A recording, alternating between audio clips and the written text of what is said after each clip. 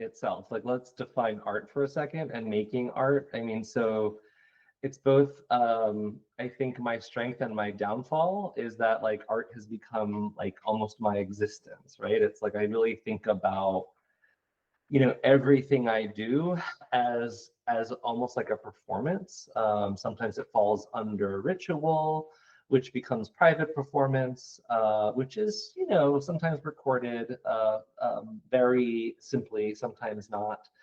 Usually recorded at least by like just like the hour and the activity. Like if you look at, you know, the mornings, my dia a dia buen dia, it's like, you know, 5:30, wake, make coffee, admin, you know, like I'm in bed, letting coffee absorb, you know, starting my day.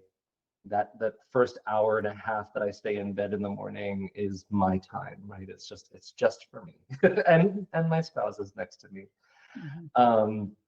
So to me, like, you know, then cooking and being outside and doing work, I mean, even housework becomes art practice to a large degree, right? Because I believe that, especially um, how I've matured, or how maybe I should say how my practice has matured over the years, it really has become so multifaceted, so layered, and really thinking about space, installation, performance. So it's funny. It's like in some ways every day is art, right? So I think about art that way.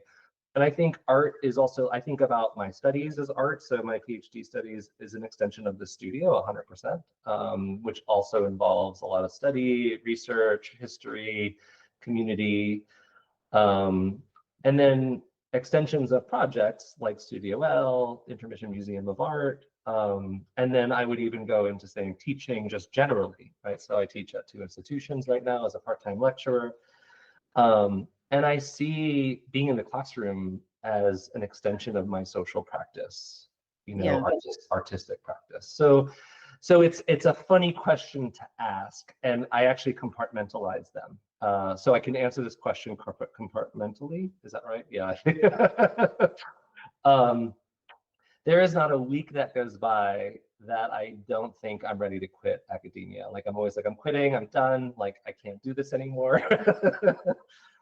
And on the one hand, like I'm partially really lucky. I mean, the one benefit, mm, there are a few benefits to being part-time, but one of the main benefits is I get paid to be in the classroom, and I have little else to do. I mean, of course, I'm me, and so I've ensconced myself in union labor and in building community that way through the union and a lot of activism at the schools I teach at.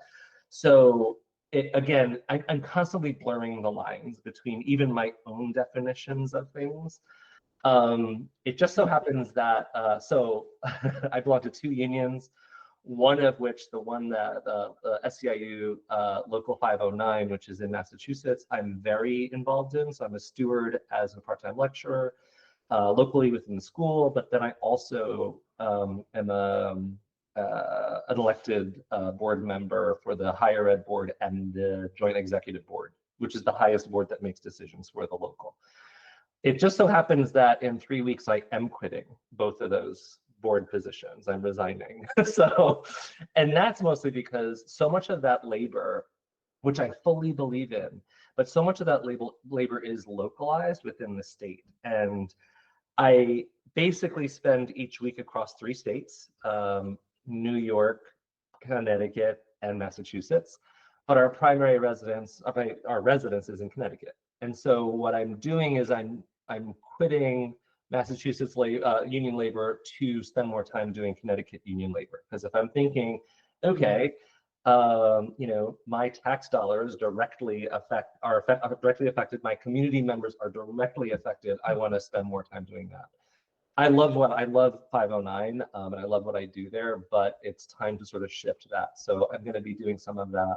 It's not quite quitting, just shifting. I think Yes. quitting academia is a little bit more complicated. Like, I don't believe in imposter syndrome. I think it's fake. I think it's made by gatekeepers. You know, it's created by gatekeepers to keep creatives and visionaries at bay, and to keep us and keep DIY shit from becoming too powerful and strong. So I don't believe in that. And a dear friend, and I think somebody that you've worked with or know at least, Anastasia Renee, does also. I mean, I kind of got some of those thoughts from Anastasia, because they're like, yeah, it's bullshit. It's just the man putting you down, taking, holding you back, like, and that, like, it's like, and they also talk about like inspiration, like, writer's block is bullshit. It's just, it's just a corporate capitalist, sort of way to keep us down. And I sort of have, with them sort of using some of that language, I've really gotten comfortable with understanding that a little bit more. So that's important to think about. But teaching can be difficult. Sometimes, even though I'm a part-timer, I do have to deal with politics. I have to deal with students who, fight me every way, or every step of the way, don't want to listen. Sometimes they want to listen too much. And I'm just like, am I really doing a service to these students? Like, do we need more BFAs and MFAs? And it's funny because the institution wants you to lie to them. I do not lie to them. And what I mean by lie to them is, like, you too will have a career as an artist or within the art world. I can't say that, like, to any of my students. I say, if you want to have a life in these worlds, you should pursue that. But you might need to do other things, like to put a roof over your head while you're getting there, right? And you and I both know that, and you and I both know how difficult the process is to finally feel sort of like stable, let alone safe. I don't know if any of us ever feel safe, Yeah. As an artist and artwork, like, yeah, I think the studio is a constant space of contradiction, right? And I think that, unlike, let's say, like administrative work, which unfortunately I'm really good at, unlike administrative work, there's a start, there's a middle, and there's an end, right? And there's some gratification to an end point, right? And I think that's why I really thrive in administrative labor, because there's something really nice. It's fun to be able to put a bow on something and hand it off and be done. And you and I both know the studio rarely offers those opportunities. Yeah. And you'll have good days in the studio, good weeks in the studio, good months in the studio. And it just takes that one, like, hour where you second guess yourself, even after doing this for, we're not quite at 30 years, we're close. You question yourself, like, what am I doing?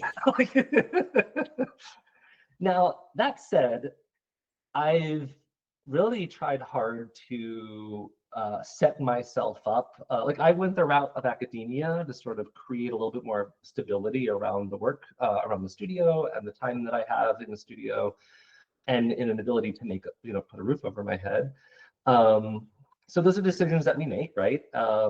And I was going to say, I don't know what I was going to say about that, but I think sometimes, like, that offers a bit of relief of saying, okay, you've made these choices. And sometimes, again, you're just like, why did I make these choices?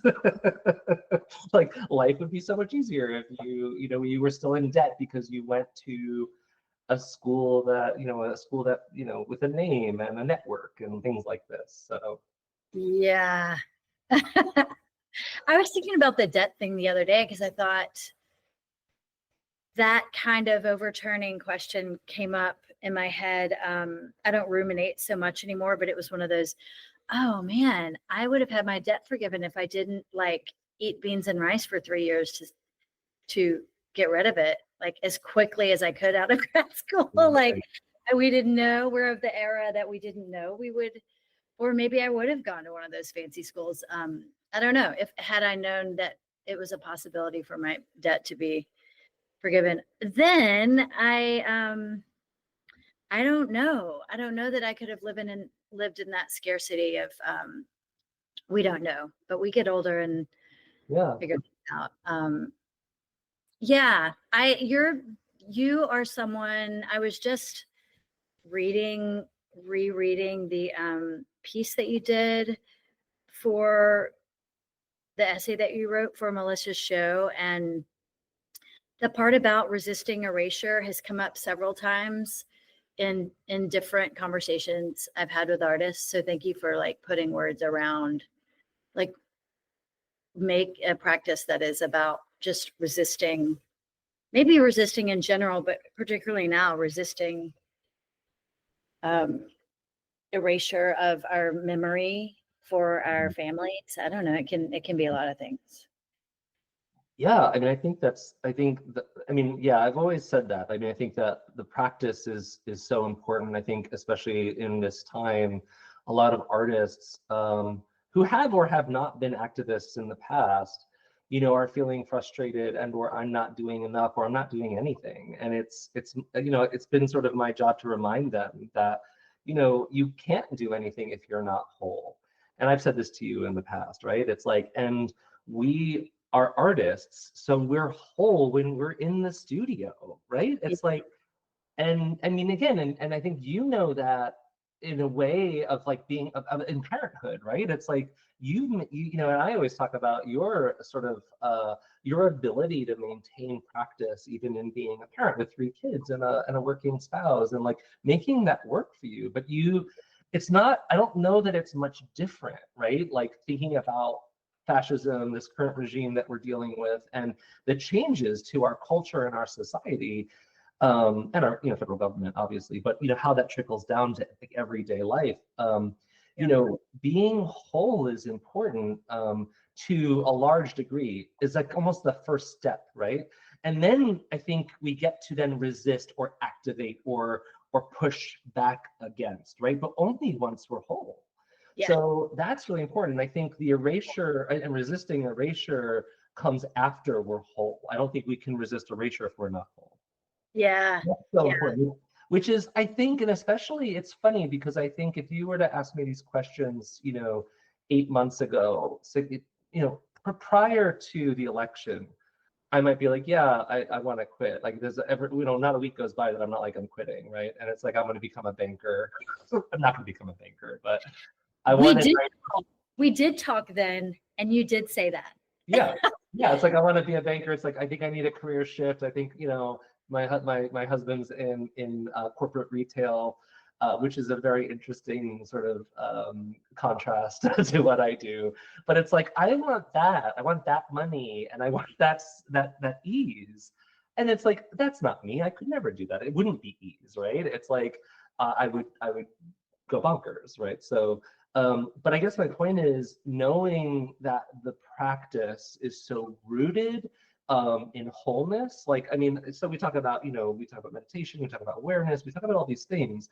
And I think, yes, all those things exist, but I think for artists, they are in our practice. They are embedded in how we view the world through the studio.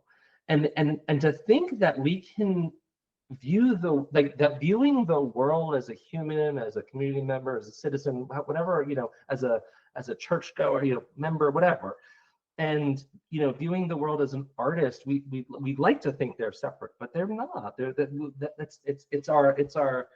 It's our foundation, it's our rooting, it's our ground, right? And so I think lately it's been less about quitting and more about napping. Like I need a nap. Yeah. Yeah, I think for I've mentioned the nap ministry a couple of times as something to look at, but I think for those of us who do have, like, I have my foot in civilian worlds, similar to your spouse. My spouse is also in like not an art world, and I get these breaks, which aren't breaks at all, but they're work, but children, whatever. I get these.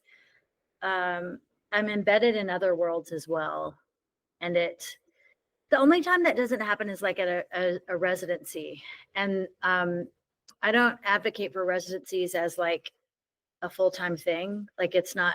I don't want to do them all the time forever, but man, they're beautiful when you're around the table with people, and there's no amount of needing to talk about why you're there, like, or how, or justify like this oddball thing we do in the world. Right. I love that. You kind of cut through the small talk, and the small talk becomes big talk like almost instantly, which is amazing.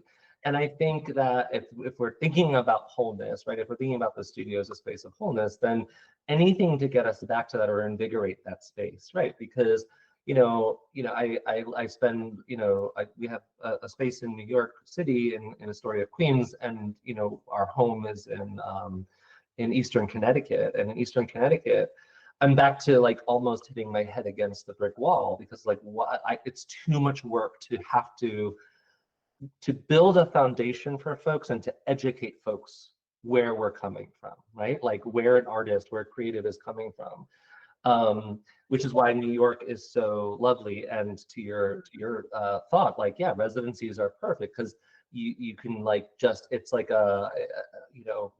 because we're there for the same reason, because we are sort of with like-minded folk, and by like-minded, I simply mean ways of working, ways of thinking, practically in the studio.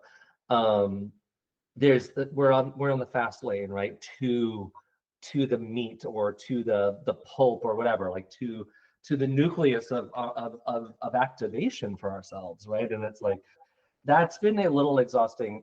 It's both, being outside in New York is both difficult and awesome because it's slower, it's quieter, and if I find myself not having to activate or educate, I'm very, very happy in slowness and quietness, Yeah, I mean, there's a lot of conversation around being in New York or not, if your work is there or not. And in our 20 years of knowing each other, we talked about it a lot too. And we are both invested in similar ideas and yet have very different ways of kind of going about that. For me, it's like, well, I live in Tennessee. I'm from the South. I'm going to do this. I have 3 kids. And so I don't for 1 minute believe that you need to be in New York to like physically always to be like important. But I also don't want to miss your point about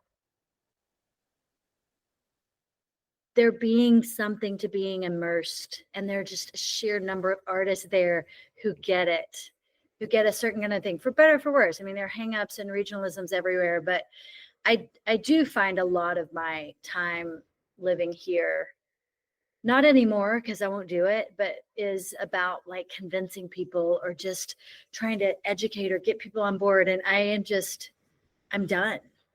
Yeah. I love being here, but that part is that is a difference. And residencies, New York City, maybe parts of LA, Berlin, I've never been, but I hear it's true. But there are places where we can just be like not subsumed, and our world is the reality. Right. I think that's everywhere. But yeah. Well, right. And even in the communities that you've developed, the artist communities you've developed in Nashville or smaller cities that actually have an active space. I mean, we look at New York as this sort of mecca of the art world, and to a large degree it is. And so is like Paris, Berlin, LA, Miami, depending on what you're looking for, right? Dallas, even in some cases, right? And yet, these are sort of, again, it's like, I'm going to kind of go back with my metaphor, gatekeepers, but it's like, I don't know, it's like, that's like the tightest sort of, and the most protected gates almost, right? And then as you sort of teeter or wander out into maybe, less, what's the right word? I don't know. Art spaces that are maybe less in the spotlight, or maybe less is expected of them, doesn't mean that rigor isn't there, right? And those conversations aren't there. And I think there's a way to find them. I mean, again, it's difficult, it's work, it's complicated, it's you have to navigate that and get through the activating and the educational elements before you can find that. But I think it's interesting. Again, sort of, being a teacher in New England, and students being really ambitious, and they're like, do I stay in Boston or do I go to New York? And it's like, well, how much money do you have? Because both are really expensive. Like, where else could you go? It's like, like, how are you paying your bills? Like, because that matters. And we don't, art professors don't talk about that enough. It's like, do you want a Coach bag or do you mind going to Ross and picking up some, like whatever bag? Like, do you want to drive a fancy car? Like, that helps you make decisions, right? It's like, we have to demystify this shit. And if we talk more about that and sort of what it takes, not just work, what it takes, not just rest, what it takes, not just leisure, but what it takes, like literally financially within the constraints that we have set up in our cultural society through, decades, if not centuries of a way of thinking and working. If you're not thinking about that bigger picture and thinking about the possibilities, I think I talk about this a lot. I think we're getting away from the two questions a little bit, but I think about this a lot. I think that I think social media has ruined us for a lot of different reasons, right? Mm-hmm. But here's the biggest thing, and I should probably TM this before I say it, but trademarked John Ross, because I'm going to write an essay on this at some point. But it's like there's always been artists doing stuff, and there's always been artists doing stuff typically on the other side of the tracks, right? They've always been in the marginalized spaces. They've worked with marginalized communities to help build them up and to help build a community of sort of a symbiotic community of that could thrive, right? And things change. I think what we have with rapid sort of gentrification is hedge funds and different types of oligarchs or whatnot becoming landlords, and so that's changed our cities dramatically and has changed gentrification dramatically, because cities have always changed, right? The influx of immigrant has changed a city, a community, and all these things. So that's brilliant and lovely, but we have a hyperization and or an exponential sort of shift within those things because of the influences. But here's the other thing now. So in the underground, there's an artist doing something. Somehow they get something up somewhere that's visible, and somebody who's working for the corporation sees that. The corporations, the big monster. That's how I pay my mortgage. But and then they bring that to the table and they start talking about, oh, artists are thinking about this, right? And so we were the visionaries. We were the creatives. They looked to us to see what was vital, what was brewing within, I'll say a word I hate, the zeitgeist. But socials have flipped the script, right? We are begging for likes. We're begging for, followers. There are grants and residencies that won't even look at you now if you don't have a certain number of followers. It's bullshit. That's the art world that we've come to accept as right. Visionaries, as creatives. That a corporation like Meta or Twitter or any of them is the one that's telling us how to behave and act and what we should make. And I'll say, like, people within our age group may be a little bit less so, but I would argue if you're on socials, you're still affected by it. I have a dear friend who's a little older than me that is constantly being influenced by what's on Instagram and shifting their practice toward what they see to get likes from a gallerist so that they'll get signed. But the younger generation is like, oh, well, this one I like better because it got more likes on Facebook or not Facebook, Instagram or TikTok or whatever. Or this one I like better, but everyone likes this one, but everyone hates this one. And that's how they talk. It's all about what Facebook, no one uses Facebook. No one. Yes. All of those, like, it's mostly Insta. Like, and that's wrong because that's Meta telling you how to be a creative when they've completely co-opted everything and all of your labor and everything you've done anyway. Like, it's like, so I think it's somehow it resonates with this sort of conversation about what would you do or what would I do, because I had no idea. I would become a house spouse. I would work at the post office. I don't know what I would do because the fight has become so much more difficult, I think, now, whereas I also, my body is older. I could argue, well, I wait tables or make coffee, but I don't know if my body would let me do that anymore. Yeah. I don't know. Yeah. I feel like there's that's an important thing to mention when I'm thinking about some of these ideas, because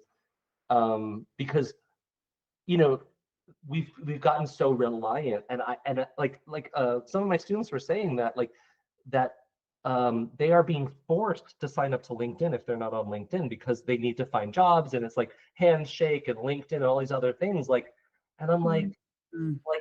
that's bonkers. Like, I don't like, you should have a choice to opt out. And I Right. guess you could, but then you're not going to get a job. I don't know. I don't know either, but I did just delete my LinkedIn. That was my last gasp of like, I cannot go through another search and another interview in academia and not get it. Like, I can't. Well, But yeah, I totally deleted my LinkedIn. I was like, what is it? It's like some weird fashion version of who I am. It's like, and LinkedIn is useless for artists. I'm sorry. LinkedIn's useful. I think it's useless for artists. My husband in the corporate world gets hit up like daily on LinkedIn. Like, it makes sense for him in his job. For us, it doesn't make sense. You know, you could argue why Instagram makes sense, why different types of exposure makes sense. I just don't think LinkedIn works for us. I think it's strange. yeah, I think I put it up there during like with a more curatorial face, but yeah, we're definitely, I mean, when I introduce you to people or connect whatever, I usually say something like, John Ross is the most principled person I know, and also the least judgy person I know, which is rare.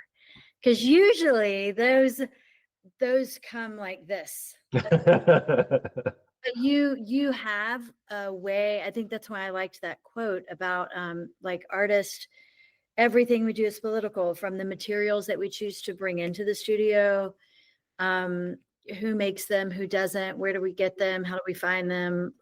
Like, you're so principled and you believe in a thing, a set of ideologies, and you also aren't prescriptive that others, it can frustrate you, but you're not like that. It's so rare.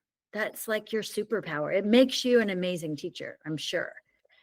Thank you. I appreciate that. I'm glad you don't think I'm judgy. My husband thinks I'm really judgy. I do think you have judged me a few times, but I've never felt like it wasn't, and it was stuff that's like good, like, Jody, these typos in your CV are not, it's like, it doesn't mean that you're not critical of things, but I've never once felt that you weren't bringing something to me that was like, look, Joe, I love you. Here's, compliment sandwich. Like, it doesn't mean that you don't have opinions and you're not like, but you just, I think you hold that. Also, for your spouse, it's way different. Yeah, fair enough. I mean, Felix are in here. He wants, like, yeah, it's different. Yeah.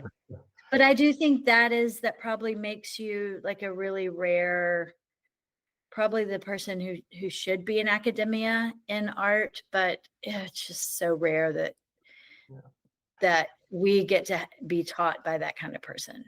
I really appreciate that. It's because here's the thing. It's like, anytime I'm introduced to anybody, I mean, a young artist or any artist for that matter, because that's my world, but literally anybody, it's not about me, it's about them, right? Like, I get to bring my experiences, my knowledge, some wisdom that I may have. Like, I get to bring that, and my awareness, but like, I can never put myself in their shoes and will never know why they make or have to make the decisions that they make, right?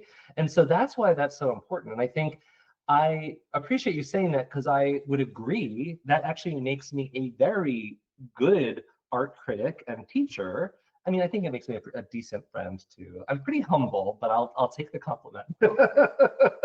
Yeah. I even say I'm the most humble person in the world. I didn't either, but I don't know that I value that as like a thing, I don't know that. I'm not saying you're not, but yeah, I think that that and I know it's hard won. I mean, yeah, being a queer from immigrant families, I mean, I'm as like straight, like I get that when I see that in others, it's because it's so rare for me. I'm like, I come from like the most conventional kind of mashup of privileges. So I know it's hard won. It's like you were there, you have arrived for good reason. I appreciate that. And if we're talking about privilege, I mean, let's be honest. I mean, I'm an immigrant. I'm a kid of immigrants, but I present white. This is subjective, and some people say this to me and they think it's a compliment, which it's completely not. But I present as masculine, I think sometimes, or often enough. And yeah, I mean, I think presenting as a white man has gotten me things that I might not have gotten otherwise. I mean, I think, and I'm very aware of that. I have a spouse who makes a great living, and I make a decent living, right? And it's like, there's so much privilege there. I don't have any generational wealth. Everything that we have, we've created ourselves. But we've worked hard at it, but we've been so fucking lucky, right? Luck is a huge part of this, and to deny that is bullshit. How many people do you know work so hard and have so little? Yes.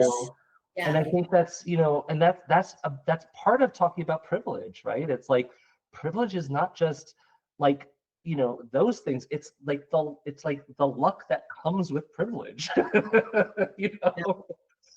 which is not really quantifiable, but it absolutely exists. Yeah. Yeah.